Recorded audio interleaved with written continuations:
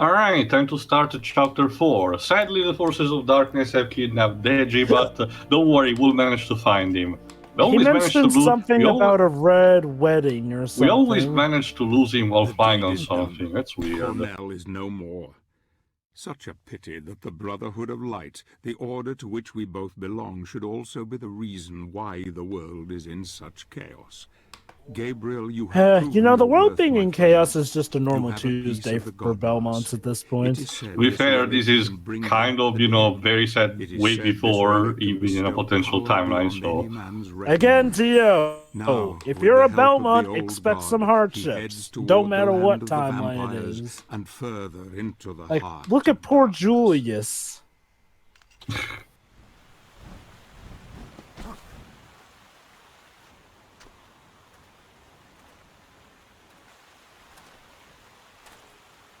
Where are we? What is this place? The Crow's Pass. The land of the vampires lies beyond those hills. A powerful witch protects this domain. I can go no further. Who are you? And why do you help? So, yeah, surprisingly enough, the second tribe that we take on is the vampires. Well, not yet, Rova. Like I said, this is a filler episode. Well, Tio, obviously I meant the second of the Lord of Shadows, based off of what the dialogue just said. It's mostly will be said later, because for the time being... see, there you go. The game is supposed to run at 60 naturally. Beautiful. It did just for a few seconds there. Because there wasn't much on screen. But anyway, sadly, Pan cannot actually, take us much further than this. This particular place of the Crow's Pass is an ancient fortress in ruins, though it's not empty. Its occupant cannot allow Pan's passage, so we need to proceed on our own and then move on.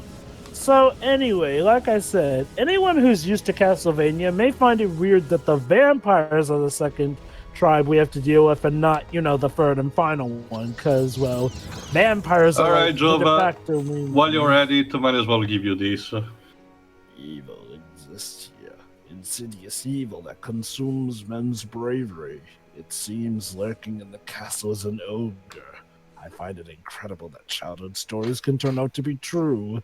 I remember my father reading to me tales of this creature when I was a boy, and something about him being an all-star. If memory serves, they are slow and ponderous when attacking. What I need is something that will allow me to run fast and move with agility, so that I can outmaneuver this creature. How convenient! There you go. Like I guess he didn't find it then. No, he was spared by Tio. Now we have to ask the question: how did these guys get this far? And were the Brotherhood all spread out here, or did some actually get past? It becomes almost to the point of parody near the end stages of the game, to be honest, because there are locations where it's clearly impossible to have Brotherhood members to have been, to have arrived there, and yet you still find this kind of, scriptures and corpses. But dang, I mean, points for effort if you guys made it this far. Mm-hmm. But yeah, the corpse last will was not lying. There is, yes, an ogre. Insert your own Shrek jokes here, because Joe already did. Yeah, sure, let's go with that. So, thankfully, it seems that we have, just something that we can use to move faster, like it said. However, as I demonstrated with the door, and I did mention before, the boots allow you to perform a particular type of dash when combined with the shadow magic. And this is used to break some obstacles that not even the gauntlet can actually, destroy. Which again opens up for different types of collectibles that you can get. There's also something that I didn't mention. I could have, just waited until the extra part to do it, but might as well tell here. There we go. The extras in this game, as in the concept arts and everything, get unlocked by investing experience points. Meaning that once you actually have, you're done upgrading everything. There you go. you are able to actually, you should be able actually to spend the remaining experience points to unlock these concept arts. Thankfully, they are piece easy to unlock. Essentially, you need to complete the corresponding chapters, and then they're like a set that costs like, what, 30, 40 experience points per illustration. And they are actually really good. Originally, I did wanted to showcase, but the thing is that there are so many, and it's not super commentary friendly because, well, just saying, well, that looks cool, there isn't that much to show. But rest assured that there is particularly good concept arts, both for the location and also for some particular set pieces and cutscene. Did that dead body not have a last scroll? No, they had gems. This one I think he actually has, so go ahead, Vibs. Okay. Yeah, there we go. As we feared, the fortress has been overrun by evil forces. A terrible bird-like creature has made the tower her personal nest, and a huge monster roams around the old castle walls protecting it. I have heard nothing from the other knights, so I will assume the worst and will try to return to the Brotherhood to inform them that this past is held between us. Ow! Then why did you bother writing that? In case what just happened. He wouldn't be able to tell the message because, well, he's dead. That's my headcanon. As soon as he wrote that message, he was killed.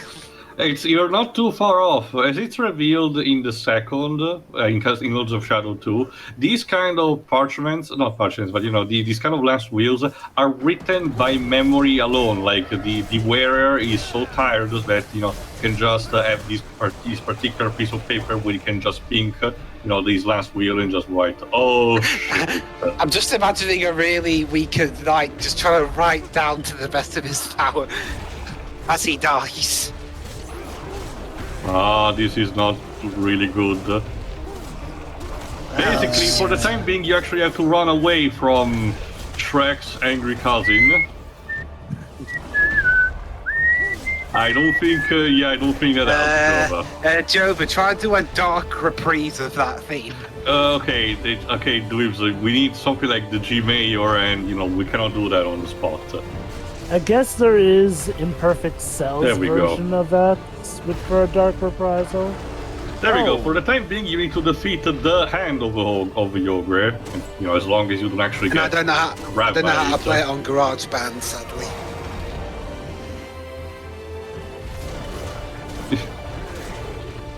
Ow. Eat a hand. Hands off. Hands off. There you go. What you're supposed to essentially do is to wait until, there you go, you see the pattern that the hand actually, gets to do. So basically after it starts shaking up a bit, that's where you have the occasion to strike. Otherwise it will grab you again. There we go. Fuck off. Okay, Mr. Composer, you don't get too impressed. It's kind of like the soundtrack in Remember Me, where the composer is constantly trying to. Like I said, that soundtrack. Some pieces are actually placed, put as to be inserted everywhere in case of lack of a particular battle. Anyway. Oh. The Anubian giants are an ancient species as old as the earth itself. This particular ogre is one of the last of his race left in the world. He lives among the walls of his deserted mountain fortress, waiting for misguided travelers to stumble in so that he can grind their bones and make his bread. However, this particular ogre hasn't had much flesh in quite some time, having to settle with the old cave troll. Ogres have an extremely keen sense of smell and can sniff a man from a mile away. Making them extremely successful trackers. Fortunately, their size and clumsy nature means that their prey can often see them coming. Also, something about layers. Also, he's naked down there. Thankfully, we don't get to see that. I don't really want to see these guys drunk, sorry. He also gets a personal battle theme, surprisingly. It's pretty interesting because some particular bosses do get some recycled particular boss themes, but no, not this guy. There we go.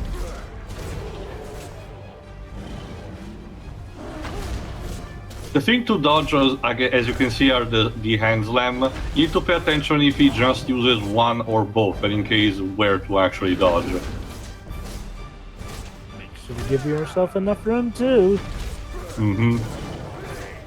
Some of the fist attack actually creates shockwave, but not all of them, meaning that for the most part you don't have to jump away.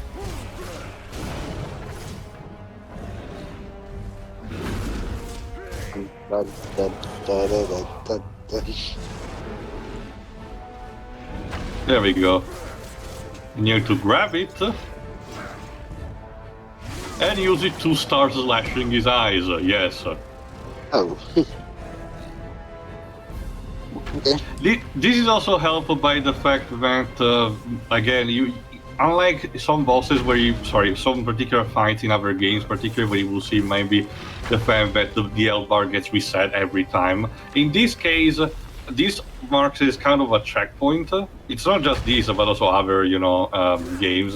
So not other games, but other boss fights, where after you injure the boss, it's not like the L bar gets restored, but instead, you're progressing through the battle phase by phase.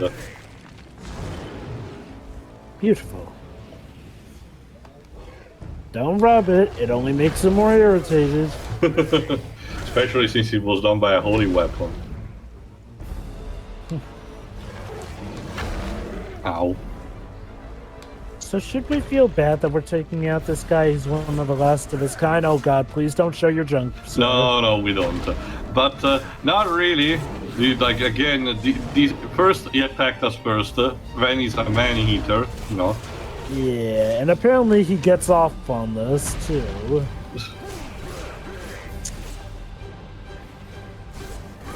So yeah, self-defense for the win.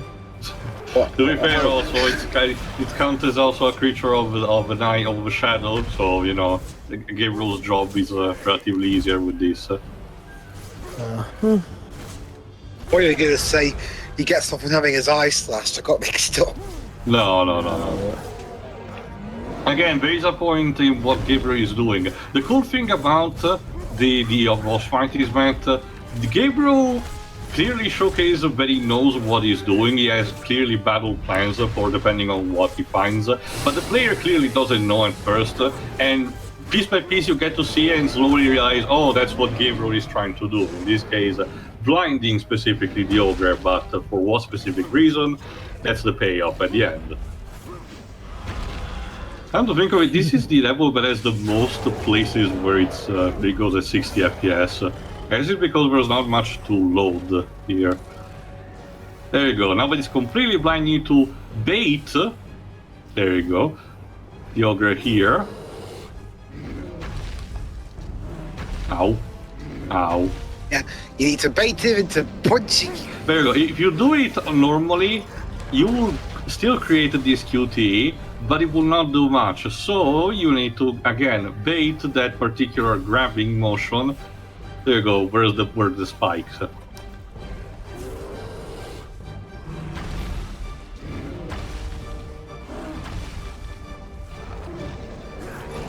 There we go. Open your mouth and say, ah!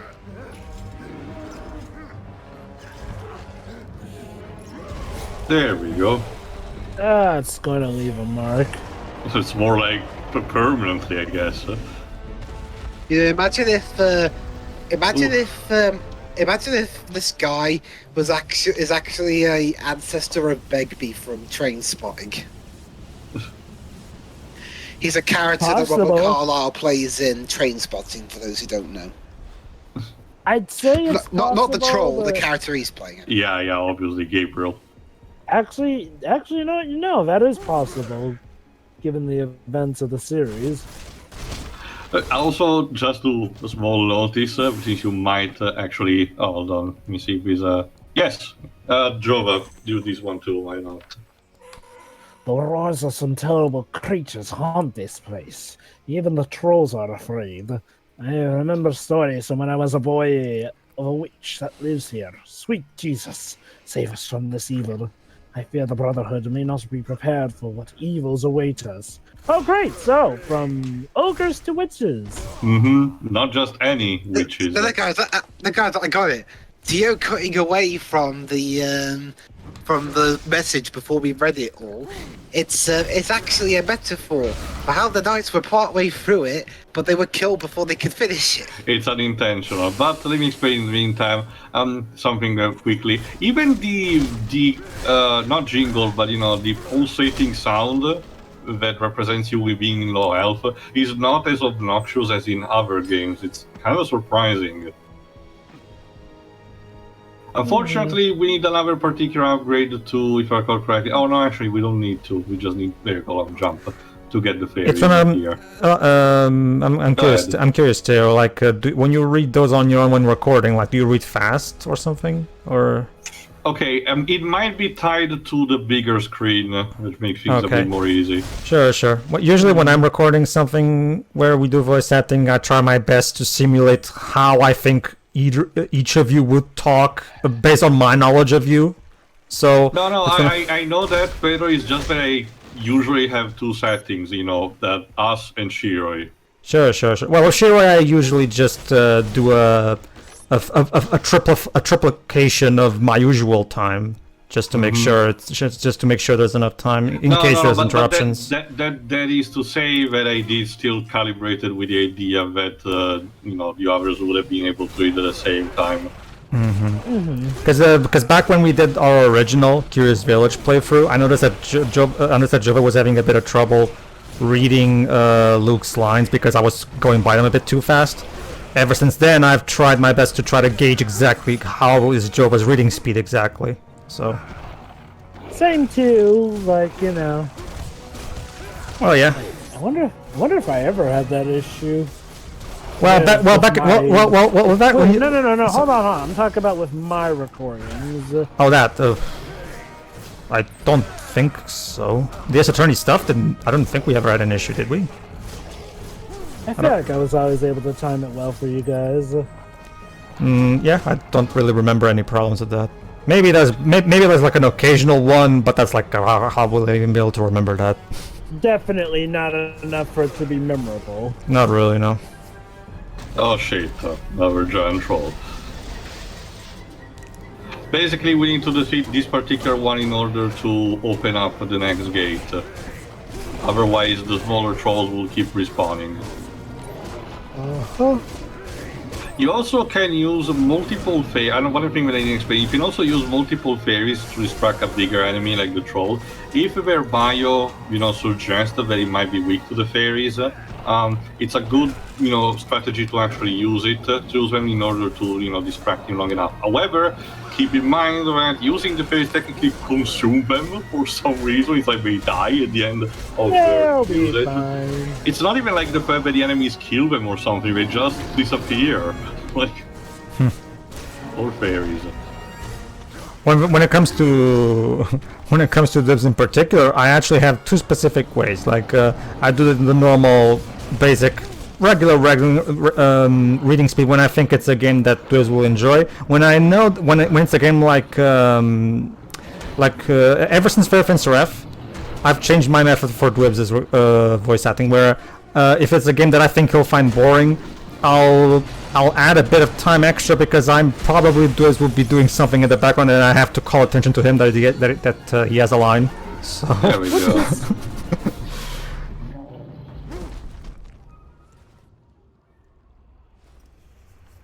There's something ominous about that way, and even the trolls don't want to follow us on that. That's reassuring. What's the matter? Why don't you want to 1v1 me, you bastards? Whatever was inside the tower is enough to scare shit the trolls. That's why we're moving forward. And from that day onward, Gabriel will rename himself Raven Man. That is incredibly ironic, given the future. Unfortunately, we have something else to do quickly before finishing this level and transition to the next. Because it's time to meet one of the more curious creatures of the game. But go on in the meantime, Pedro. If our protagonist here had a bit more beard to him, he would look exactly like Jesus Christ on the paintings. It's more looking like it's clearly also looking a bit more like Aragorn from Lord of the Rings. That too, yeah. clear Lord of the Rings influence. If anything, again, it was supposed to be Simon and Regiment. Even Gabriel was supposed to have a different design, but Kojima himself actually promoted instead this one in particular, the more knightly one. So there was a bit of communication, but the story completed whatever. I'll say before another time. There it is, the Chupacabra. This little munchkin thing loves to steal your shit and loves to play tag, so we need to find him. Often portrayed as evil, blood-sucking monster, the Chupacabra's only real obsession are magical relics. When in the presence of such artifacts, they will do anything to get them. However, the Chupacabras are inheriting evil creatures, and most of the time, after a short game of hide and seek, they will return everything being stolen. And yes, very immune at everything, meaning that you can't use brute force to solve your problems. So wait a minute, like if Chupacabra's obsession is obsession is relics and gems, then why is it called Chupacabra? Like, because it's portrayed in this case as in the way people normally conceive the myth is wrong, and instead is this way. When I think Chupacabra, I think a beast that eats goats, because that's usually what it's used for. But let me say, okay, the bio in Lords of Shadow 2 will also tell a bit more, but let me get some particular trivia. This creature in the Japanese dub is voiced by Hideo Kojima himself. This is tied to a recurring Easter egg. Hold on, let me showcase this first. Piece of shit. There we go. Oh. Sadly, it's not the last time we will see him, but in due time. But anyway, let me say it. This is that particular, recurring gag that Kojima had while he was working at Konami, where he would be occasionally called with a nickname. Due to his particular habit, apparently he was very playful, working around at Konami with the other members. So they had kind of created a sort of a satirical caricature of him as like these goblin-like esque figure. The design of his Chupacabra is also a reference to that, but the official Japanese name of this figure is as a nickname that if you're a Yu-Gi-Oh player, especially from GX, you will probably recognize Ojama. Oh. Yeah. And apparently this thing was actually based on that as a sort of an Easter egg. So essentially we're going up against Hideo Kojima as an Ojama. These are truly dark times. Sorry, I thought you said pajama.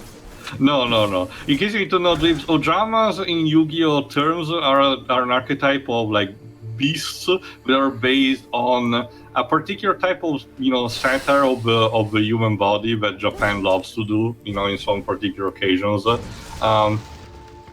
But in terms of gameplay, they are like you want to use them if you want to just have a laugh, basically. Shazam pajama, Shazam pajama. Why are you reciting lines from that movie of all things? I don't know, it just came up to me. Of the witch who guards there we go.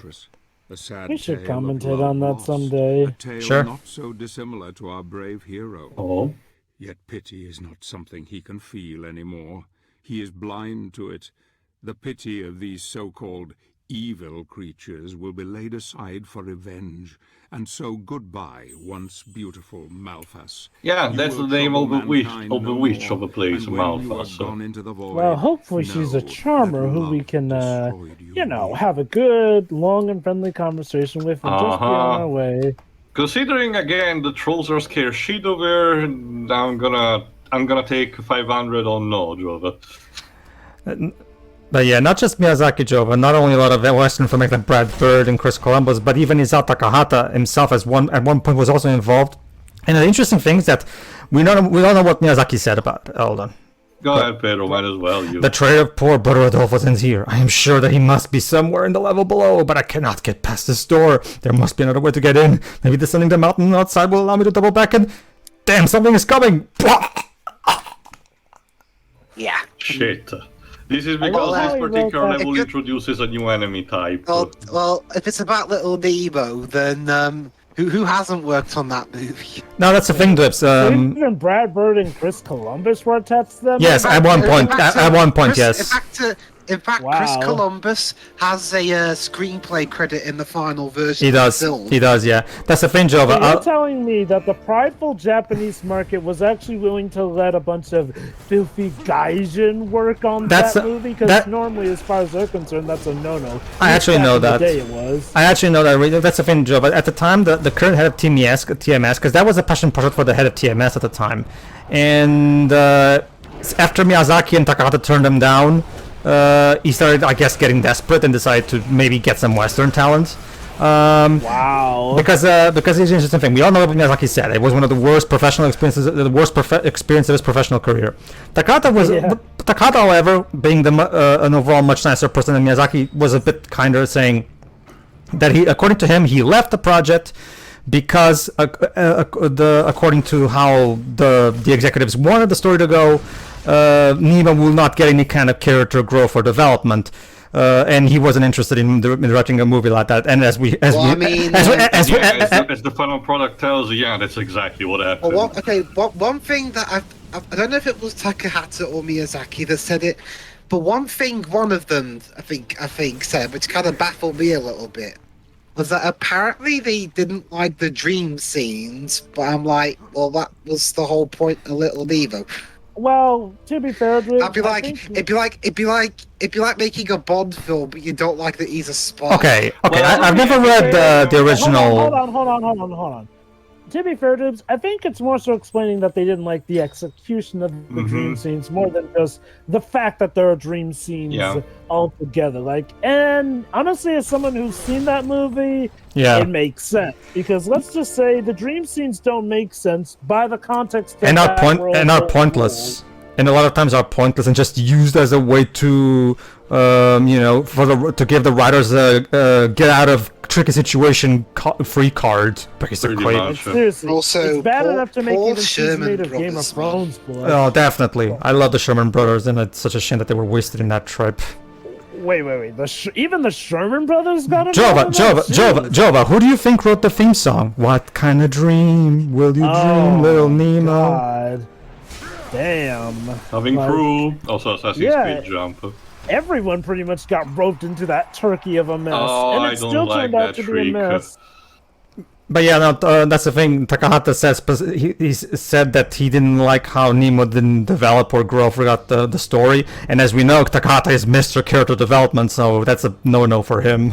All right, new enemy type. Something with a robe. Basically, Dweebs, you want to know what's worse than a normal Death Eater? A Death Eater with a sword. Yeah. I think you mean Dementor. Oh, right. Well, Joe, to be fair, Death Eaters do wear cloaks as well. No. To be fair, I was referring to the Dementors. Sorry, it's my bad. I have never. The trick with this is trying to parry them, but they can. There you go. They can potentially have. Occasions where they do unblockable attacks. So let me read. The Swordmaster. The spirit of a brave fighter never dies, according to a popular saying. And, in some places filled with foul magic energy, the souls of slain warriors don't leave the material plane and remain trapped. Their sole mission to torment living beings. The restless souls usually cover themselves in ragged clothes, maybe a remnant of their living past. Apart from their fighting skills, they lost all vestiges of humanity. As you can see, they're not really vulnerable to much, and fairies do jack shit to them, so you need to... Basically, the key towards defeating them is to parry their attack. You also need to watch out because they spawn in places that do have pools of water, like in this case, and they can potentially have electrifying attacks, which can actually electrify the water areas, so watch out for that too.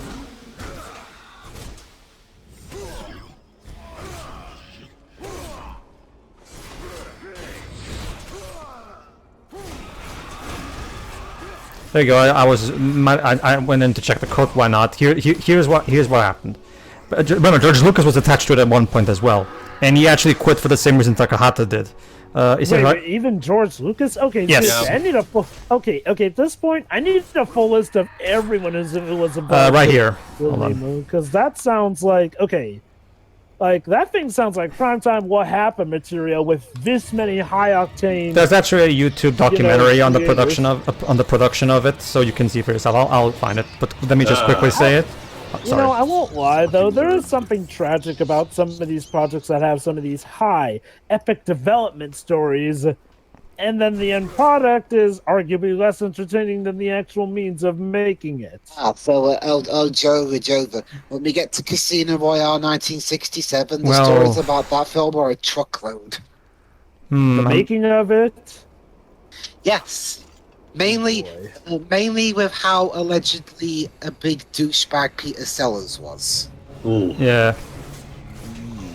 But yeah, seriously though, Little Nemo, like, I'll admit, that having seen that movie, it would make sense that so many people were involved because it does feel like over 1,000 visions being crammed into one.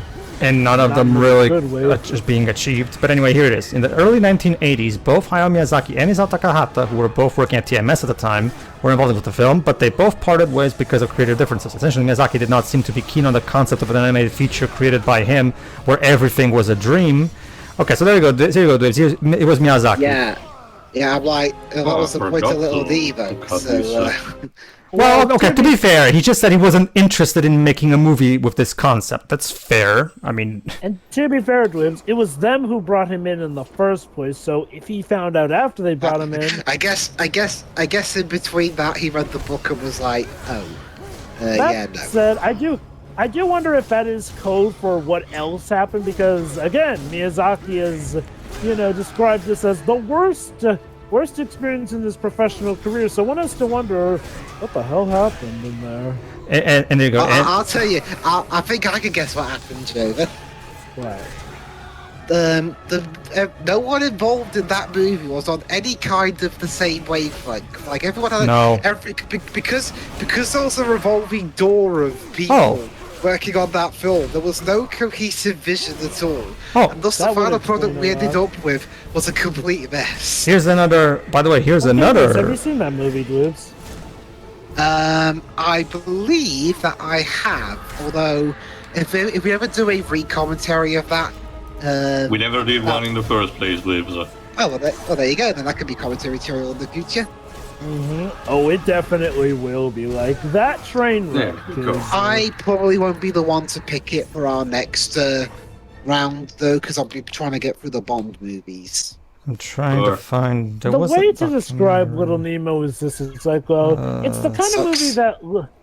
It's a bit more, simplified. Lives. It's a bit more... It's a very complicated sucking, though, Dwibs.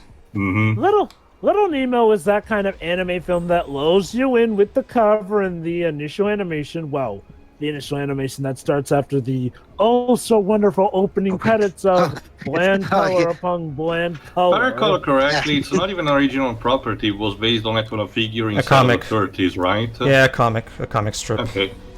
Yeah. The production of that film was such a mess. It's amazing TMS is still around to this day. The most recent high-profile thing they've done was the remake of Fruits Basket. That was good, right? Well, they made Sonic X. That was successful, wasn't it? But I mean, the most recent thing. Okay. I don't know the stuff. Was reasonably successful. I remember there was a YouTube documentary about the making of it, but I'm not finding it right now for some reason. Yeah? What's your experience with Little Nemo? None. Well, might as well continue then. Meat, good to know. Well, might as well continue. Oh no, I don't like this. Well, I might as well continue then, because there's actually another name that I forgot about. Yeah, and it goes, like I said, that and Takahata agreed with Lucas and was more interested in creating a story depicting Nemo's growth as a boy. Yeah, that's definitely what Takahata would do, because that's what he likes. Basically, Shirai, Little Nemo is infamous for being the film that Hayao Miyazaki describes as the worst experience in his entire professional career. And mind you, he wasn't even around for the full development of that movie. He was one of, like, a gajillion directors. That wasn't the one his son made or whatever. No, that's not the Rig and the Witch. But here's an interesting thing. Way back, more when he was a fledgling one. But no, he still considers it the worst experience in his professional career. And considering what the man's been through, that's saying a lot. Here's the interesting thing, though. later, after those two departed, another one, the next director of Duo were Andy Gask, I don't know who he is, and Yoshifumi Kondo, aka the character designer, animation director of Anne of Green Gables. So yeah, basically, Shuri, everyone was involved with it, from Hayao Miyazaki to Chris Columbus to George Flipping Lucas. Let me just go for the list. So we already know Miyazaki Takahata, right? Andy Gaskell, Ishifumi Kondo, Osamu Dezaki. I don't remember who this guy is. Brad Bird, Jerry Rees, Will Eisner. Will Eisner was involved. Will Eisner, Jesus. Okay, Dwarf described it as a revolving door. I think this movie was more of a free for all. There we go. Although we're about to get to meet with the witch herself. Hello, honey. I'm home. So it's a rooftop job. This is more of a case. Not right. Hey, Stella!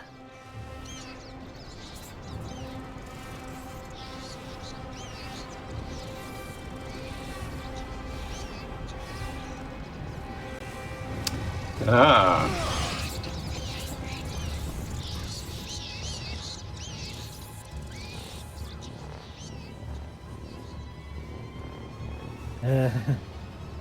Hello, witchy girl? Oh, I don't think she looks friendly.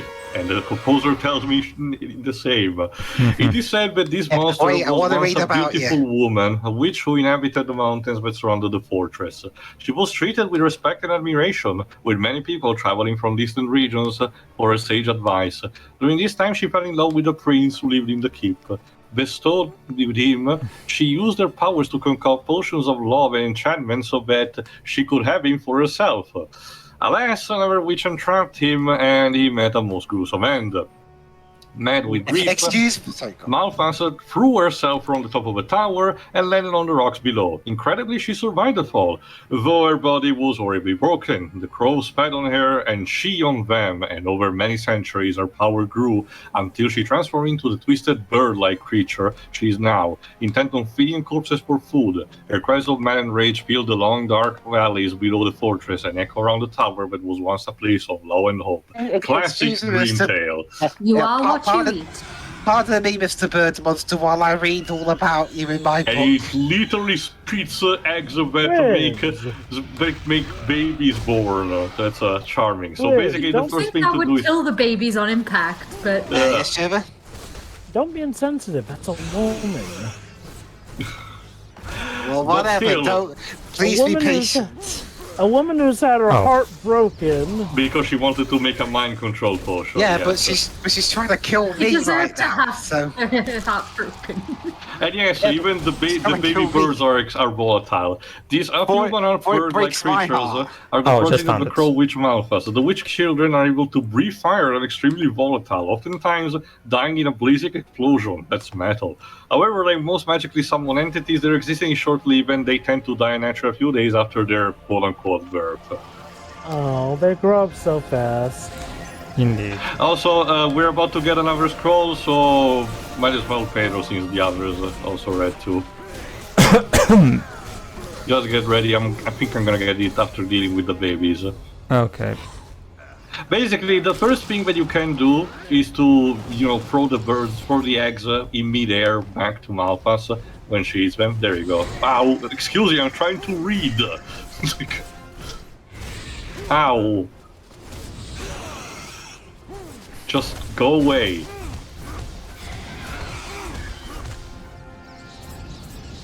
There we go. Go ahead, Pedro. Alright.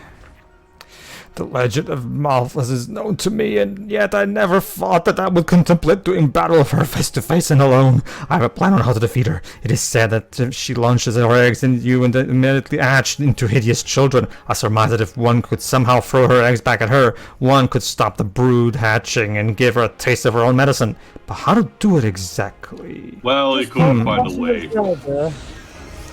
Exactly. Yeah, maybe you shouldn't write down stuff like how do I do this, or I'm gonna figure out a way to do that as a message, because odds are in this universe you're never gonna do it. In the meantime, sorry. You have to wonder if he was literally writing that while fighting her. There we go.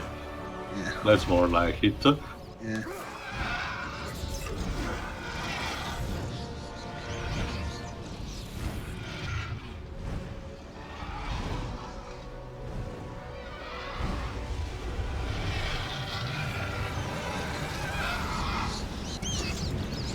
And yes, you have to steering me there. Even the scream of Robert Collin is amazing. Oh man. Oh yeah, hero landing. Sadly, we cannot beat her that much because we were able to do it only at the end. We can only do just a bit before she actually gets up. There you go, like this. I guess to be fair, she's already fallen off a cliff. What's this to her? It's to see an near checkpoint.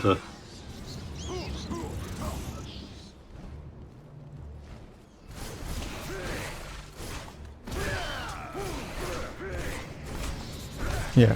In the meantime, just a small little correction. I read this wrong. What it means that Brad Bird and Jerry Reese were working on the movie at the same time that they were working on an unproduced adaptation of Will Eisner's The Spirit. There you go. That didn't come to light. Though. Well, we still know what happened. Well, we got a Frank Miller one. You could have had a Brad Bird one though. Oh well. So what you're saying is that we may have had Little Nemo to thank for not getting a proper adaptation. It's more of a, not intentionally Jova, but more as a ripple effect, I guess. Wow, so yeah, Little Nemo is kind of despicable now that I think about it. In the meantime, I found... Okay, look, don't get me wrong. There's so many unintentional laughs to have gotten off of Frank Miller's The Spirit, but still, though... Why would you give Frank Miller $60 million for anything? I don't know, dude. I won't trust Frank Miller with anything. So. At the end, the industry keeps hiring him. Apparently, from what I've seen, Superman Year 1 is not that great either. To be fair, around the time of The Spirit, he initially turned down that, but... Then don't you know, Pedro? He has been hired by DC to make a story called Superman Year 1. He's the last person that should be writing Superman! Wait. You didn't know about that? Great. Anyway, the finish off is to literally rip her skull off. That's some fatality shit. So it's both. So it was both, Snyder doing that thing in when he was doing the movies. Now it's Frank Miller in the comics. Jesus Christ. He's not writing the main. Alright, in classic fashion, defeating the master of a place makes the whole place crumble, so we need to get out of here faster. Of course. And this would be the right time to pour a helping hand, thank you. Let me give you a basic idea. Sorry. Onward, noble steed, I guess. Hey, Ben, why didn't you come as an eagle who can fly? Let me give you a basic idea, Shiri, of why that pisses me off. Because in one comic, Frank Miller had Batman talk about how stupid Superman is and how much smarter he is than him. There you go. That's basically now, supposedly Frank Miller has been getting better in the recent years and whatnot, so maybe he'll do something, but I'll admit, it is still a baffling decision. Anyway, with the filler of the Crow Witch out of the way, to the next time where we finally, as Jova hinted, officially enter the land of the second Lords of Shadow, the Lord of the Vampires. See ya! Yeah. See ya!